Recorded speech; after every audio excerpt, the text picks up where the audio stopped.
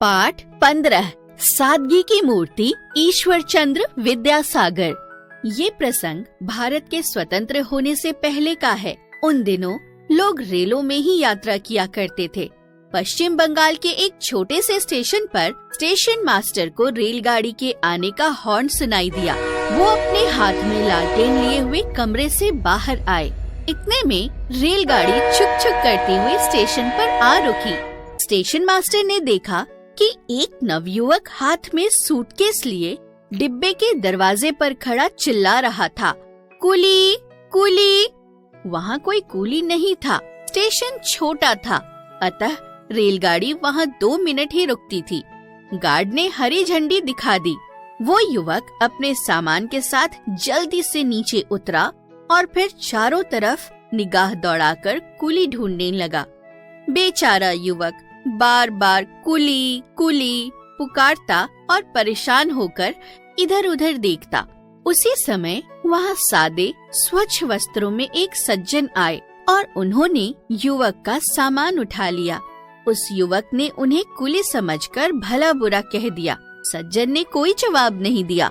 उस युवक के पास एक सूटकेस तथा एक बंडल था। सामान लेकर वो युवक के पीछे पीछे चल पड़े। स्टेशन मास्टर ने कुछ कहना चाहा, पर सज्जन ने इशारे से उसे चुप रहने के लिए कहा। सज्जन ने युवक से पूछा, क्या आप यहाँ पहली बार आए हैं? हाँ, मैं ईश्वर चंद्र विद्यासागर जी से मिलने आया हूँ। क्या तुम उन्हें जानते हो? युवक ने सज्जन पुरुष की बात का उत्तर देते हुए पूछा। जी हाँ, वे यहाँ पास में ही रहते हैं।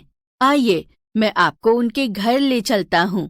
उन्होंने उत्तर दिया। समीप ही एक घर में पहुंचकर उन्होंने सूटकेस और बंडल एक ओर रख दिया। कुर्सी सामने रखकर युवक को बैठने के लिए कहा और पूछा, कहिए क्या काम है? मैं ही ईश्वर चंद्र विद्यासागर हूँ।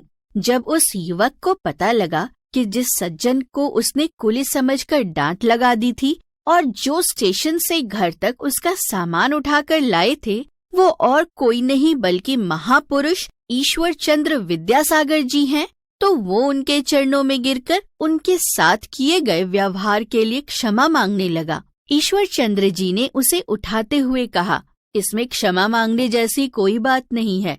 हम भारतीय हैं। हमारा देश अभी इतना संपन्न नहीं है। हमें अपना काम स्वयं करने में शर्म महसूस नहीं करनी चाहिए। अपने हाथ से अपना काम करना तो गौरव की बात है। आज भी सादगी की इस मूर्ति को हर भारतवासी नमन करता है। ईश्वर चंद्र विद्यासागर महान समाज सुधारक थे। उनका जन्म 1820 ईस्वी में हुआ था और उन्होंने संस्कृत का गहन अध्ययन किया था। वो कोलकाता के संस्कृत कॉलेज के प्रिंसिपल बनाए गए।